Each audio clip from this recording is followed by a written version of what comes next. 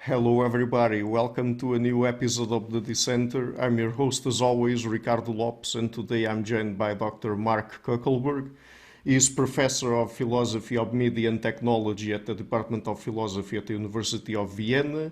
His work is focused on the area of philosophy of technology, in particular the ethics of robotics and ICTs, and he is the author of several books, the most recent one being Self-Improvement Technologies of the Soul in the Age of Artificial Intelligence, and that's what we're going to focus on today. So, Dr. Coeckelbergh, welcome to the show. It's a big pleasure to everyone. Thank you. It's a pleasure to be on the show. Okay, so tell us first about this culture of self-improvement you talk about in the book. So, what is it about exactly? Yeah, so I noticed that many people today are busy with self-improvement in the sense that they do all kind of courses and they try to improve themselves in various ways. And I don't have a problem with improving yourself in general. I think it's a good idea. But I think the way that people do it is problematic because it's quite obsessive and it's commercialized. And yeah, what I wanted to do in the book is to criticize that culture, but also try to understand where does it come from? Why do we want to improve ourselves? What's the sort of cultural history of that also? And about that cultural history, could you tell us a little bit about where this idea of self-improvement comes from? And I think that as I read your book, I guess that there's a history of the philosophy behind it as well, correct? Yes, that's right. So in ancient times, for example, ancient Greek times, ancient Rome, there was ideas like the Stoics and other philosophical schools that focused not so much on political change or not so much on metaphysics, but on how can we have the good life and how can we improve ourselves, improve our lives. So that's basically the basis for Western philosophy's occupation with self and how to improve the self. So I tell a bit about that in the book to try to better understand some of the ideas. And how do we get to the present day? I mean, apart from the Stoics in ancient Greece, for example, what are some of the other major figures in the history of philosophy that contributed to self-improvement? Yeah. Yes. There's another period that's important for self-improvement, and that's the Christian period. For example, Augustine, but also others in Christian culture who started with the practice of confession. And I thought that that kind of practice is also something that we see today when people on social media basically confess all kind of things and do this also as a practice to gain self-knowledge, to better understand themselves, and to get feedback from others in that case. Of course, in the times of early Christianity, this was the idea was that you confess your sins to God, but later in modernity, you confess to your fellow human beings, and that takes us to another period in history, the modern times, where we have Jean-Jacques Rousseau, who also wrote the Confessions, but instead of confessing to God, he tried to show his authentic self to his fellow human beings. So there, it's really about the self, about me, not so much about God. And it's about modern society where we are judged by others, which at the same time he criticized. He thought that we in society are too much exposed always to what others think and live for others, for what others expect of us. Um, and so his Rousseau's way of self-improvement is to say, like, no, I'm going to go back to the ancients and do that kind of self-improvement and don't care so much about what other people think. So that's interesting ideas, and ideas also that influence us until today. When, for example, we try to be authentic. I mentioned hipster culture, for example, as one form that takes trying to be as authentic as possible. But that also becomes problematic then again. So, as we will go through other topics you explore in the book, we will also touch on other ideas associated with self-improvement and particularly some of the technologies that play a role in it in our current cultural environment, and also some of the other more contemporary ideas that also play a role in it. But you, of course, are a philosopher of technology, so talking about it, what is the role that you think social media plays in our current culture of self-improvement? So, for example, the way we tend to present ourselves on social media, do you think it plays any role when it comes to self-improvement? Absolutely. I think that our current self-improvement practices are mediated by social media. We post about what we do, or whether it's a meditation or yoga class or some sports activities. We post about it. We tell others about it. We tell about it also in a very particular way. And there technology also comes in. We quantify what we do. We quantify in the end ourselves. We say like, okay, we have run exactly so many kilometers. We share our data with others. And so we come to understand ourselves as resources of data, as producers of data. And we give that also to the companies that operate the apps that we use. So our current self-improvement practices are not only commercialized, but are also mediated by these technologies. Artificial intelligence, for example, also plays a role in that, to analyze the patterns and profiles of people. So one could say that we self-improve through these digital technologies, that these digital technologies are part of our self-improvement practices.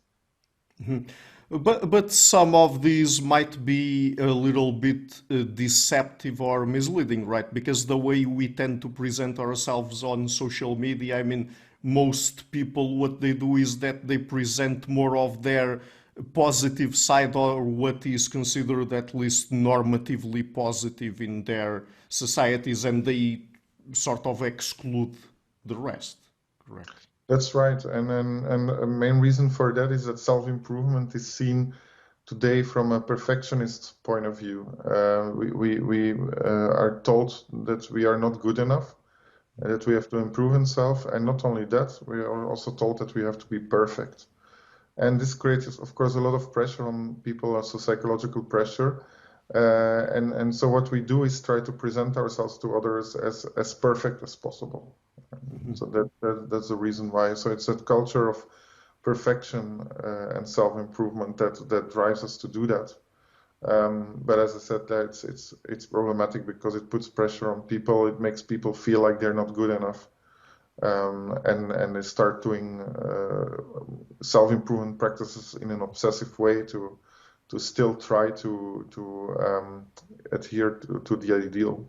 And of course, even though there are these sort of deceptive tactics we use or tend to use on social media and other kinds of internet platforms, there's also a lot of talk surrounding authenticity and the need for us to be authentic. But what does that mean exactly? And is there really sort of an authentic self for anyone?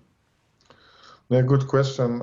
So the idea of authenticity comes a bit from this tradition from Rousseau, where we define authenticity as opposed to what other people expect from us, what other people do, what we should do from a social point of view. But the problem is that this often turns in its opposite, because if everyone tries to be authentic, one follows still certain examples, and so we get a society where everyone tries to be authentic, but wears the same clothes, has the same hairstyle, and so on. It's a very kind of paradoxical situation. But do you think that there's really anything of substance to the idea of authenticity? I mean, should we really be worried about being authentic, whatever that might mean? Yeah, so I think it's good that we do not completely conform to what others want from us. I think that's a good thing. But it's very questionable if there is something like an authentic self, given that we are always in evolution, we are always changing, we transform. And so that takes us, of course, to a discussion whether there's a self at all. And some traditions, like the Buddhists, think that there's no self.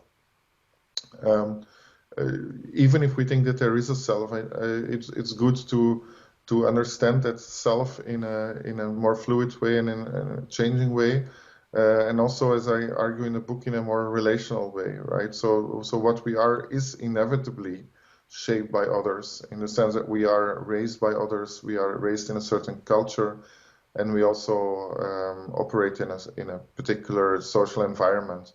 So if authenticity means that you completely take distance from all that, that's impossible, because we are partly our environment.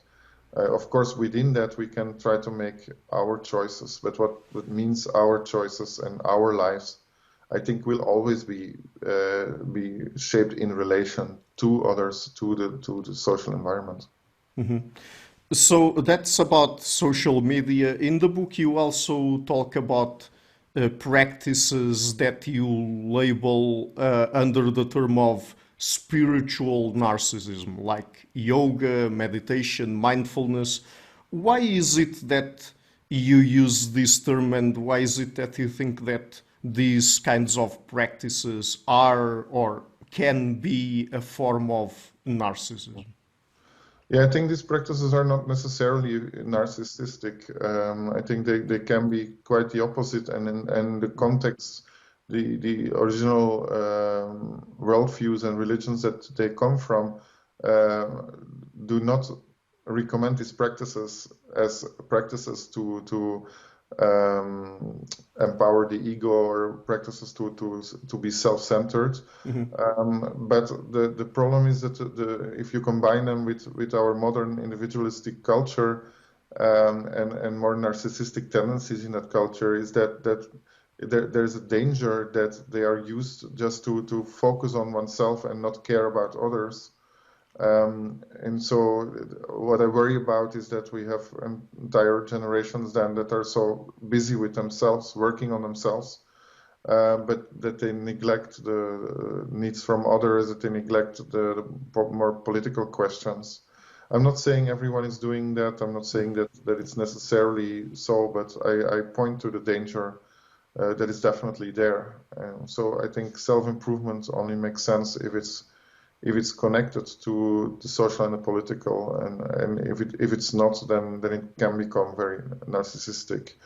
And I tell about the myth of Narcissus, who looks in his mirror image and basically dies because there's no connection anymore to the outside world, no connection to others.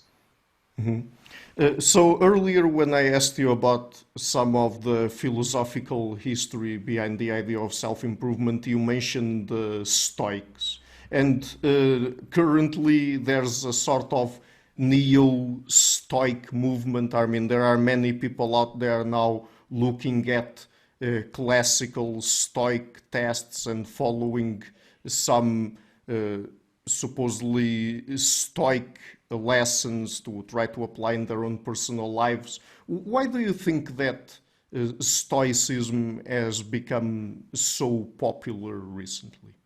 Well, I think it combined with our modern way of viewing things, it allows you to focus on yourself and forget about the rest of the world. And that's not original Stoicism. I think the original Stoicism is relational, is also about connecting to the rest of the cosmos. But the stoicism is interpreted as something like, only care about what you can do and not about the rest of the world, and then it's a problem, I think. So I don't have anything against trying to follow the lessons of stoicism. I think there's definitely wisdom in it for today. But yeah, if it's used in this more narcissistic way, then you can be a great stoic, but maybe not a great human being, right? So I think it's good to, if you want to be a stoic, to interpret it in such a way that connects you with others also, and that doesn't take away the engagement with others and with the outside world. Mm-hmm. Yes, I don't know if you agree with this or if this is one of the ideas you express in your book, but I guess that talking about stoicism and also some of the other more spiritual practices like yoga, meditation, mindfulness, that perhaps one of the issues here is that at least in certain parts of our society, of our human societies, like particularly in the West, some people distort some of the ideas and practices that come from these spiritual traditions and philosophies to try to really make them as self-centered as possible. And I mean, some people have even been criticizing mindfulness in that sense because it in certain aspects, this distances itself from the traditional Buddhist meditation practices and other practices like those. Correct. Mm-hmm. Yeah, I mean, of course, mindfulness again is not necessarily bad. It can help you to get through the day, through the daily life with all its challenges that we have in this time of acceleration and crisis. I think it can help people. It's not bad by itself, but as you also suggested, if it's used in a way that that removes us from others and that becomes narcissistic, then I think it is a problem. So I just want to avoid a society where everyone is really so busy improving themselves that they don't care about the others anymore, and that they don't care also about, for example, injustices in society and everything that's going on in terms of degradation of the environment, ecological problems, climate change, and so on. So I think all these kind of techniques and ideas can still be used today, but we have to sometimes maybe go back to the original sources to find that more relational context, not necessarily religious, but in any case a more relational context. Mm-hmm.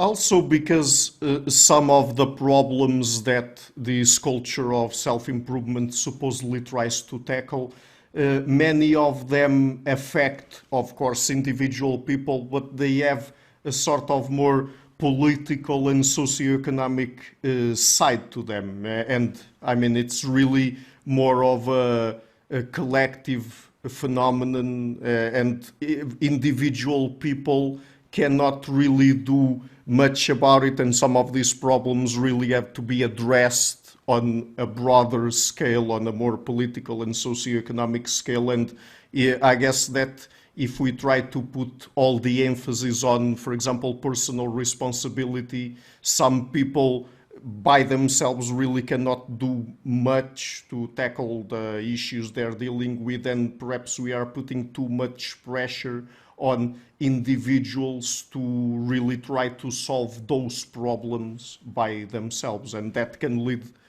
down the line to more, for example, psychological issues. Mm-hmm. Right. That's right. So that's the argument of the book, is that we should not forget about these political, social issues, about the structure of society and so on. And I go back to existentialism to show that we have this modern idea of the individual that has to decide everything about their own life, but also making all the choices for everything. And I think that's wrong to just always expect change only from individuals. I think there are many things wrong with our society, with our culture, and so we also need to change that. So it's not enough to improve yourselves. It's also necessary to improve society.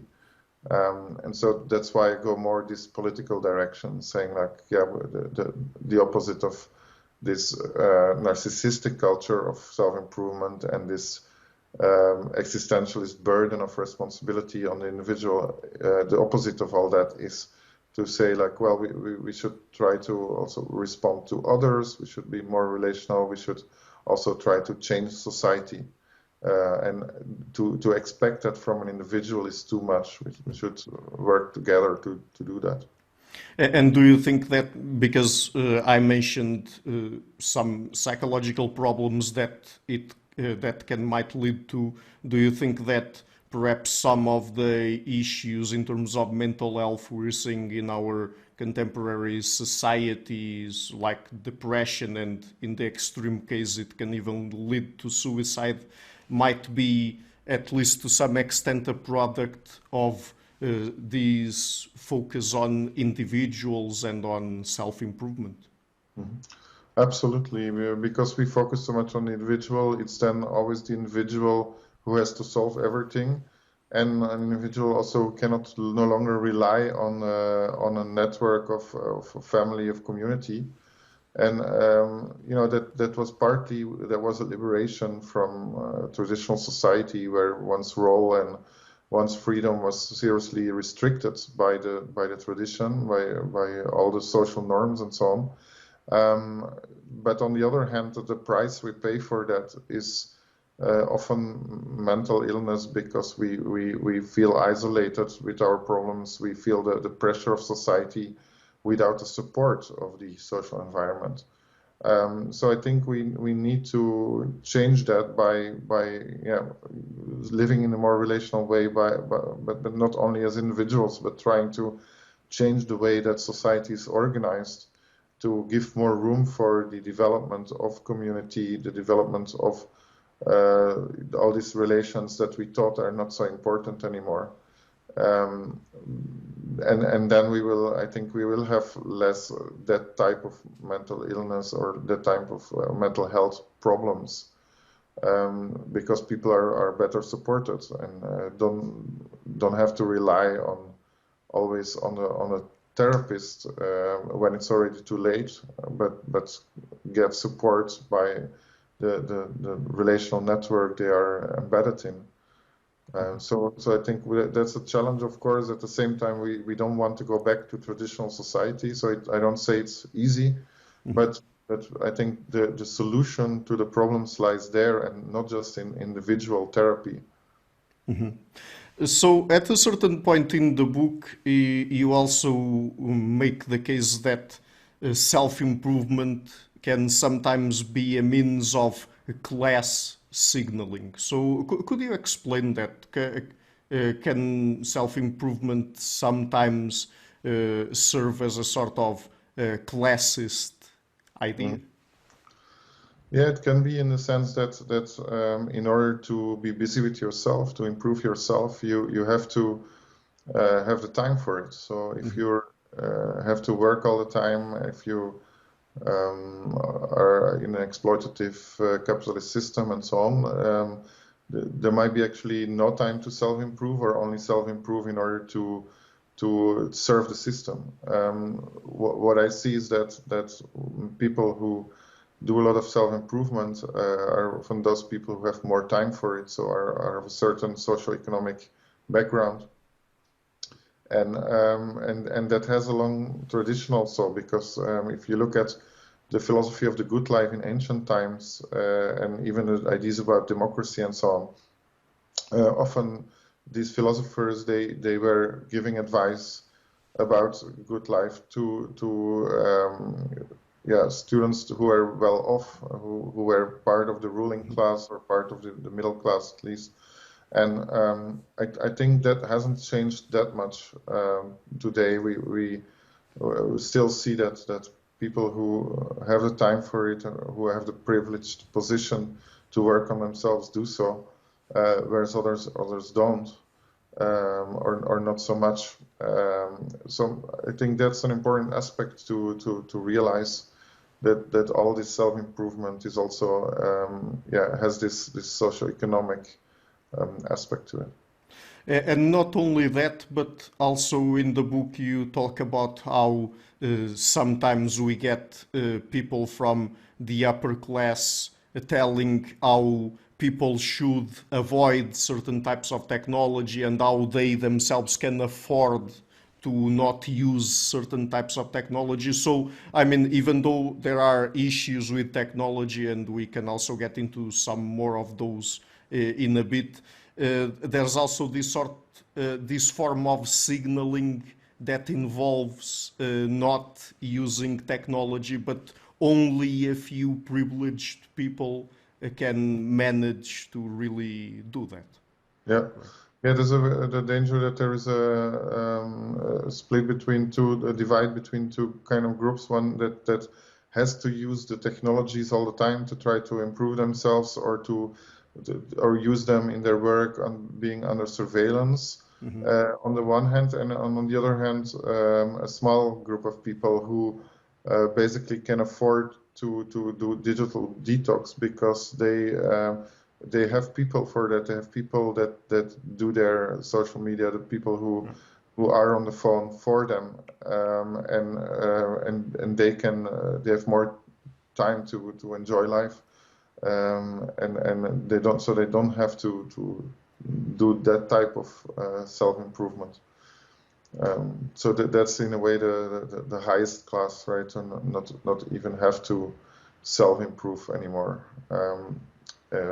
Because there's others who are hooked into that system. Mm-hmm.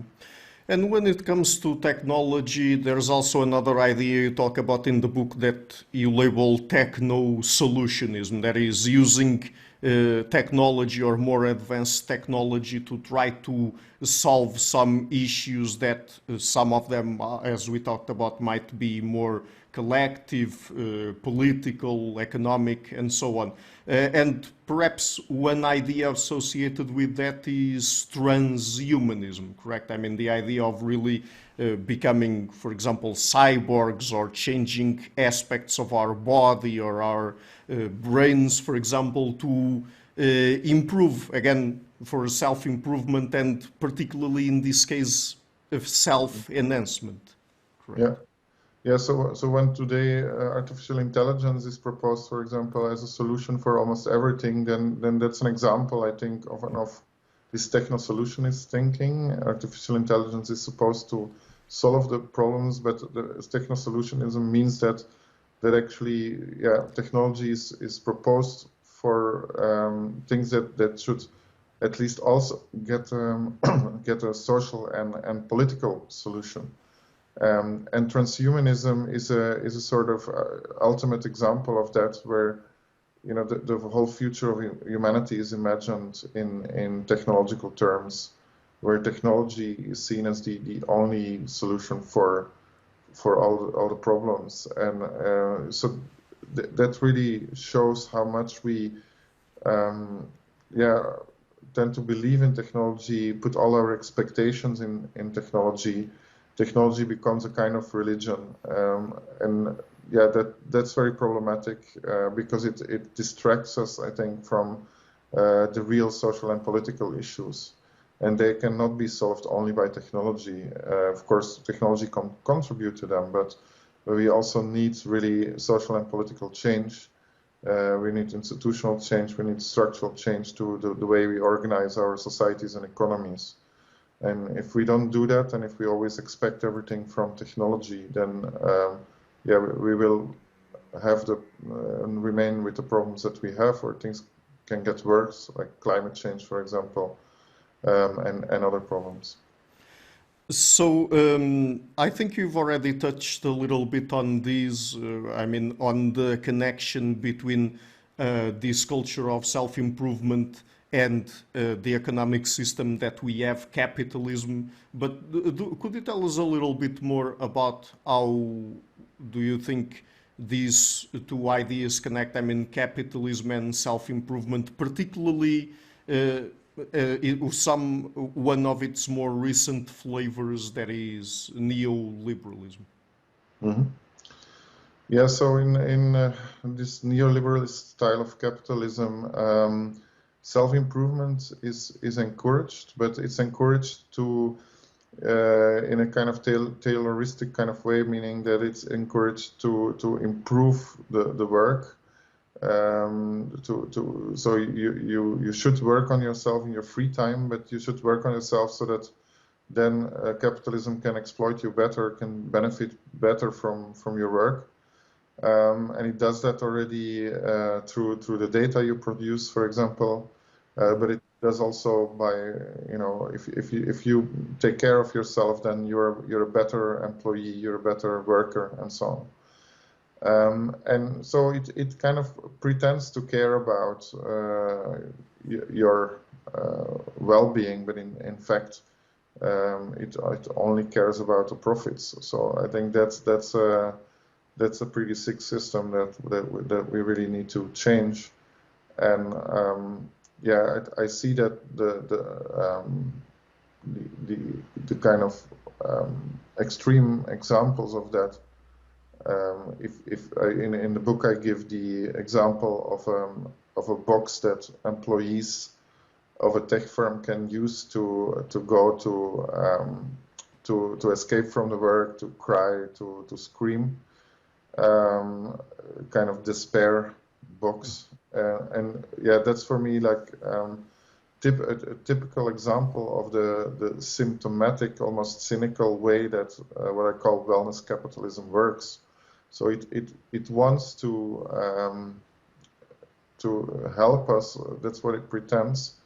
But these kind of solutions are not, of course, not solutions, because the problem is the system itself. So that the system lives from it, that we also do this kind of self-improvement, lives from it, that we invest in wellness, and because we do that, we help to perpetuate the system, and we don't really help ourselves, we don't really improve ourselves, because it's that system that it's in the interest of the system to perpetuate our problems. Mm-hmm. And it's also this idea of all of our worth as humans being tied to how much we can produce, to our productivity, to how much we can earn, or how much we can make our companies earn, and all of that, right? So, I mean, we're constantly bombarded through all different kinds of mediums with this idea that I mean, you are only worth what you are able to produce, and whatever you do that is outside of that falls outside of you being productive is not worthy at all, right? Exactly, it's that kind of thinking, and that's combined with the quantification technologies, right? So all the technologies that measure our output, measure our performance, measure how much we produce, and that goes in all kind of sectors. It used to be only in private sector, but also then it happened also in public sector, also in universities. So people everywhere are under pressure to do more, right? So it's about quantity, not quality. And that's very different, I think, from the original ancient ideas of improving, right? Where improvement was about good life, about quality, about virtue, and so on. And so we completely lost track of that. And yeah, kind of management and bureaucracy combined with the new technologies lead to a system that is, hyper focused on quantified performance. Mm-hmm. And this is really making people sick. It's leading to suicide and so on. So I think that's what we definitely have to change, and pretty soon. if we want to improve things and not just focus on this narrow understanding of self-improvement.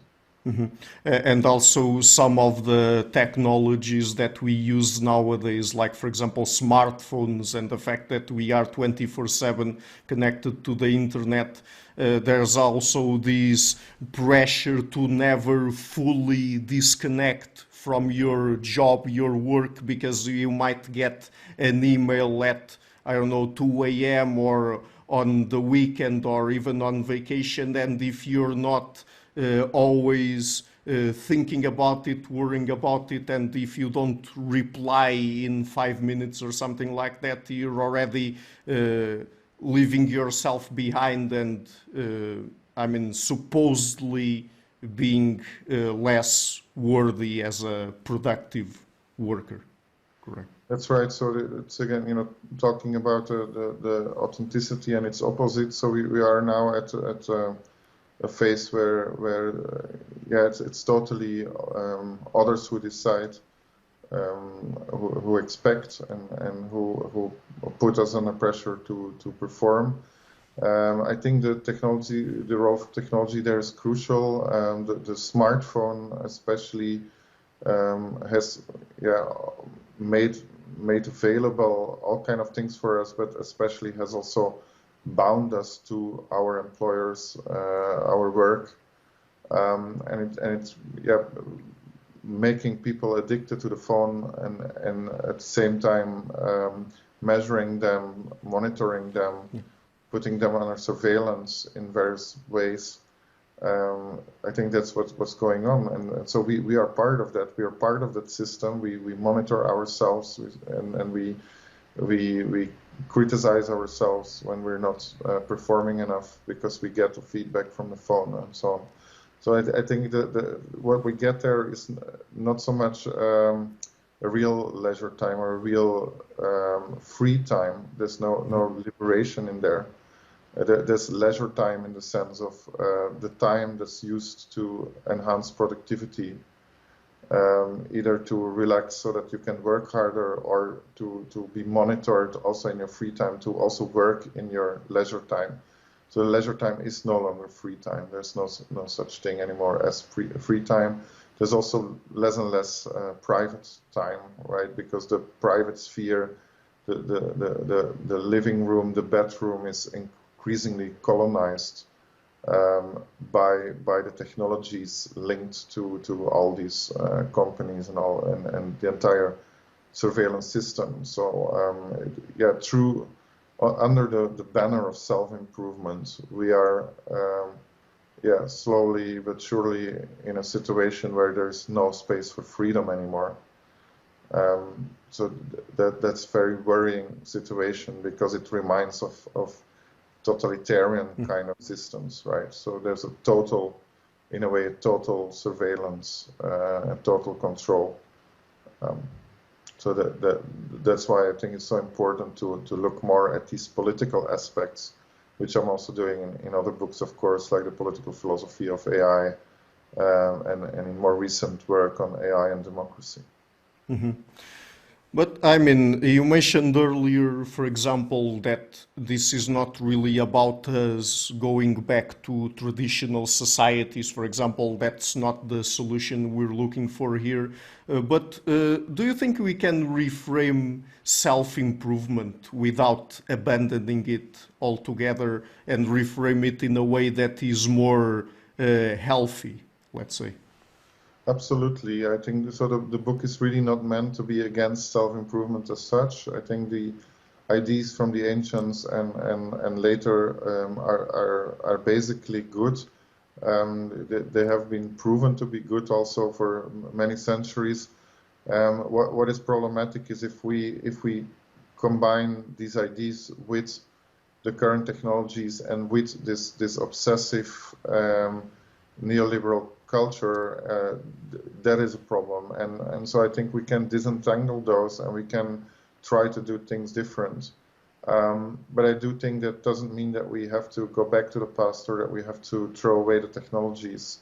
It's not a Luddite kind of manifesto or something. I think we need to look at technologies, what they do to us, and see how we can change them, and change the use of them in such ways that we actually do improve ourselves and do change the environment in which we can grow as selves and persons. And do you have any concrete ideas about how we could try to change our technology, or perhaps some new types of technology that we could try to develop for it to be, again, I used the term earlier, healthier, but perhaps to allow for us to have self-improvement, but in a way that is more in tandem with our humanity, let's say? It's a good question. It's not a question that's easily to be answered. I think it also needs more research and innovation in society in general to go in that direction. What we could do is definitely to make sure that these technologies, like all kind of apps, for example, that they become less about measuring and more about the experience that we have, to create experiences that are different from the self-quantification ones, experiences that are not about doing disconnecting to others and the rest of the world.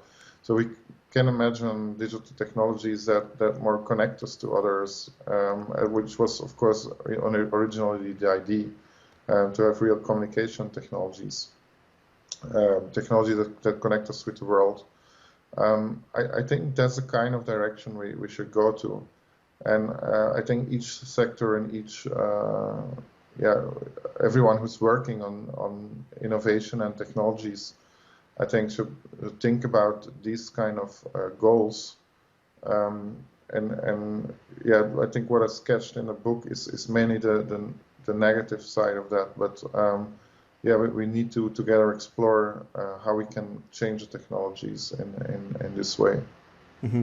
And I mean, some of that, like connecting to other people, it's also something that technologies like social media allow for, but then the problem is that they also make us compare ourselves to other people a lot, and perhaps looking at others and telling us that, oh, we're not as rich as that guy over there, or as good looking, or you're not as physically healthy, or something like that. So, I mean, the issue here is really constantly comparing ourselves to others, and always with the idea in mind of self-improvement. That's right, and that's Rousseau already criticized that, right? To have this self that constantly compares to others is really a form of corruption and a form of not, going for the good life.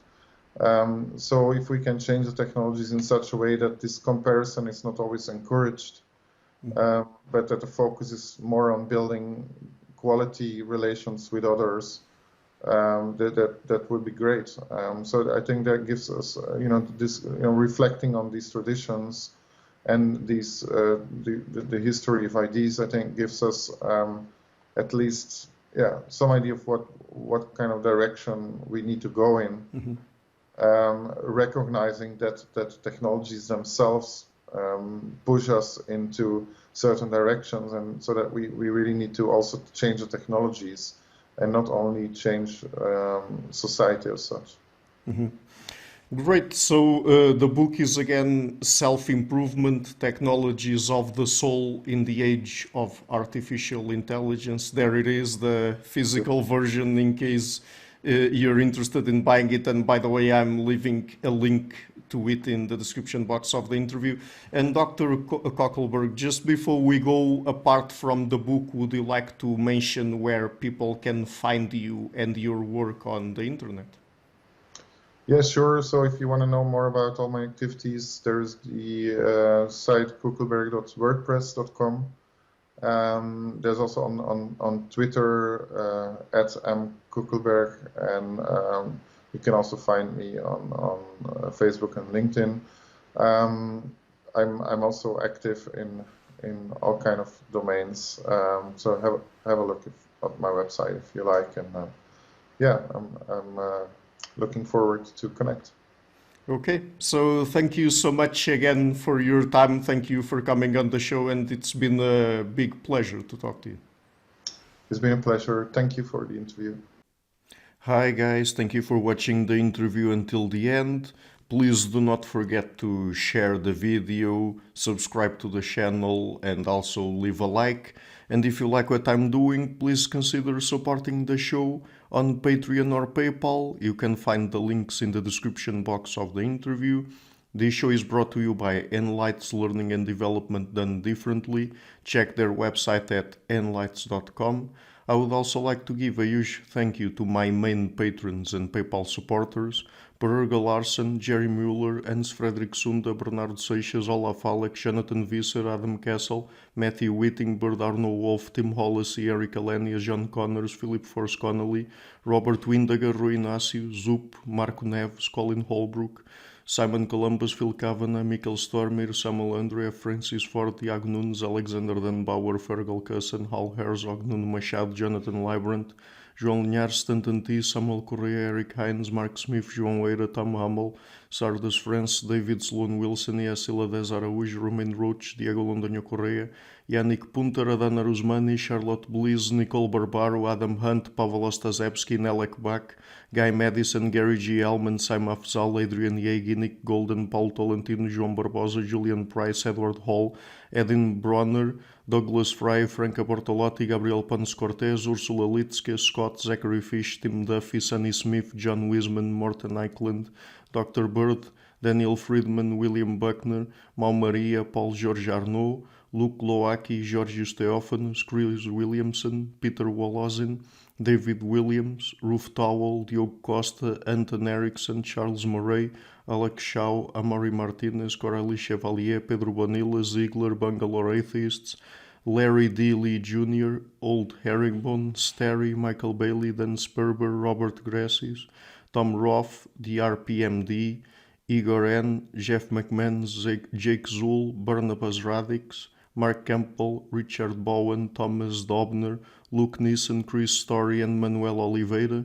A special thanks to my producers, Isar Webb, Jim Frank, Lucas Stafiniak, Tom Vanagdam, Bernard Dugny, Curtis Dixon, Benedict Mueller, Vega Giddy, Thomas Turnbull, Catherine and Patrick Tobin, John Carlo Montenegro, Robert Lewis, and Al Nick Ortiz, and to my executive producers, Matthew Lavender, Sergio Codrian, and Bogdan Kanivets. Thank you for all.